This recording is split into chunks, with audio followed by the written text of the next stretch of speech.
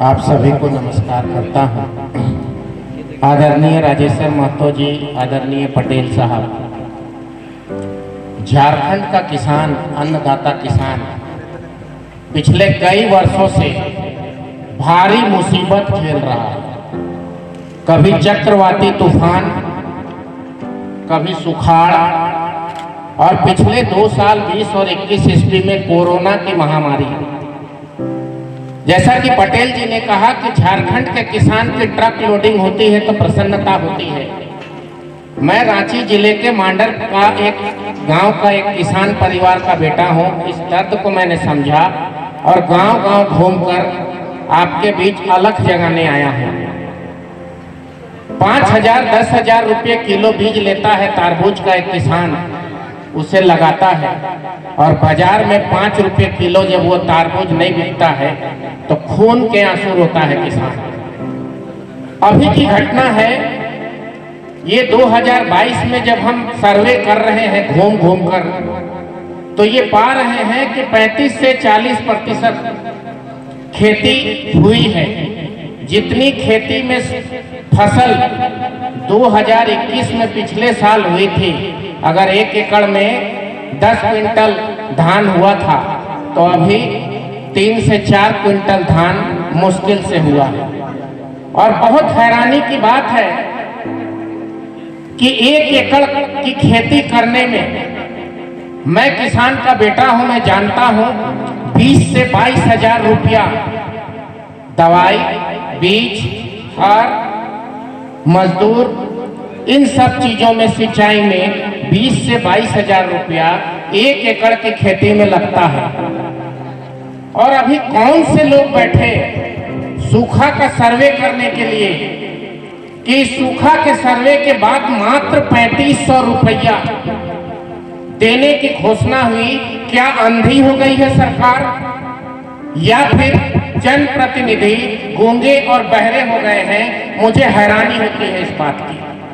20 से 22,000 रुपया एक किसान 1 एकड़ में अपनी साल भर की खेती में लगाता है, 3 महीने मेहनत करता है। अगर वो किसान सड़क पे खड़े होकर मजदूरी करता तो उसको 500 रुपया रोज मिलता, 15,000 महीने का, तो 3 महीने का 45,000 रुपया वो कमाता। 45,000 और 20,000 की पूंजी 65,000 रुपया अगर उसको 1 एकड़ से आमदनी साल भर में नहीं होती है तो आने वाले जब छोटे बच्चे जो पढ़ाई कर रहे हैं, मेरे छोटे भाई लोग, 18 साल 20 साल 14 साल के लड़के को पूछता हूँ कि तुम खेती करोगे, तो वो कहता है हम खेती नहीं करेंगे, किसी कीमत पे नहीं करेंगे। इसका मतलब जो वर्तमान हालात है उसमें खेती, भविष्य में खेती पर बहुत बड़ा संकट है। खेती शायद नहीं होगी और खेती नहीं होगी तो अन्नदाता किसान का परिवार भूखा रहेगा और नहीं तो मजदूरी करेगा। आज बहुत बड़ी समस्या है। अभी जब मैंने पता किया तो पता चला 15 तारीख तक रजिस्ट्रेशन है उस 3500 रुपए के लिए। सरकार ने बड़ी घोषणा कर दी, 32 लाख लोगों को मुआवजा देंगे 3500 रुपए के दर से। और जो सरकार के प्रज्ञा केंद्र हैं वो इतने शिथिल हैं कि 90% प्रज्ञा केंद्र के लोगों को रजिस्ट्रेशन करना नहीं आता है। किसान जाता है, निराश होकर लौटता है। 32 लाख लोगों का सरकार ने कहा है मुआवजा देंगे, 3500 रुपये प्रति एकड़, और मात्र 2 लाख रुपए को 2 लाख लोगों का, किसानों का रजिस्ट्रेशन हुआ है।